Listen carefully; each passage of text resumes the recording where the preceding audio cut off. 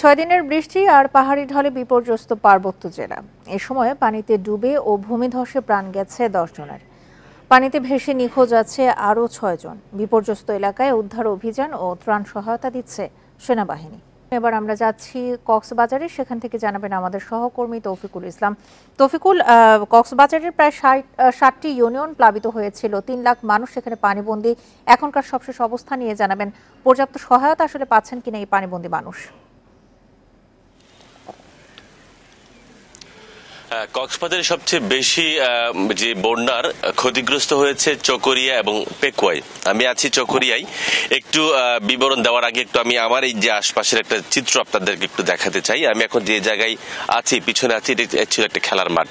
এই খেলার মাঠটি এখনো একেবারেই পানিতে সয়লাব হয়ে গেছে, যেহেতু যে খুব কাছেই যে মাতামুহুরী নদীর যে বিপদসীমার উপর দিয়ে পানি প্রবাহিত হওয়ার পরে যেসব পানি ঢুকে পড়েছে এবং সেই পানি আবার পুনরায় বের হওয়ার কোনো সুযোগ পাচ্ছে না। এবং ইতিমধ্যে আমরা দেখেছি শুধু এই মাঠে নয়, বিভিন্ন জায়গায়, অর্থাৎ যে শহরের মধ্যে বেশ কিছু শপিং মলেই সেখানে যে আন্ডারগ্রাউন্ডে পানি ঢুকে পড়েছে এবং আমরা দেখেছি হাই স্পিড যে পাম্প দিয়ে সেই পানি নিষ্কাশনের ব্যবস্থা করছে।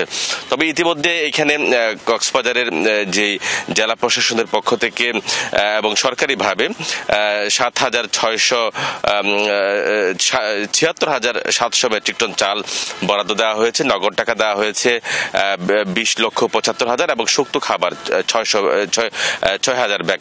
তবে এটি আসলে যেভাবে বলা হচ্ছে এটি আসলে পর্যাপ্ত নয়। এইখানে খুব বেশি মানুষ মানবেতর জীবনযাপন করছে। এখনো পর্যন্ত বিভিন্ন এলাকায় পানিতে ডুবে আছে। মানুষের দুর্ভোগের একেবারেই শেষ নেই। এই পর্যন্ত কক্সবাজারের যে পানিতে ডুবে এবং পাহাড় ধস কিংবা দেওয়াল চাপায় এ পর্যন্ত মারা গেছে 12 জন। এখনো একজন নিখোঁজ আছে বলে আমরা জানতে পেরেছি। এবং সেই সাথে এখানকার পুরো কক্সবাজার জেলার মধ্যে প্রায় 59 কিলোমিটার সড়ক বিভিন্ন মাত্রার ক্ষতিগ্রস্ত হয়েছে। কিছুটা রাস্তা এখনো ডুবে আছে। পানি নেমে গেলে আসলে আর্থিক ক্ষয়ক্ষতি সেটি নিরূপণ করা যাবে বলে আমাদেরকে জানিয়েছেন জেলা প্রশাসনের কর্মকর্তারা।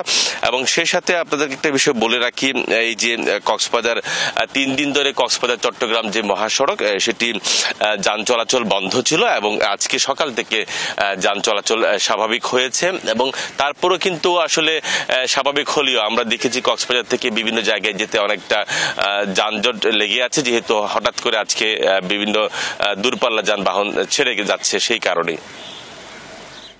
কক্সবাজার এবং চট্টগ্রাম থেকে জানাচ্ছিলেন আমাদের প্রতিনিধিরা। এখন বিকাশ অ্যাপেই পাবেন দেশের প্রথম ডিজিটাল লোন।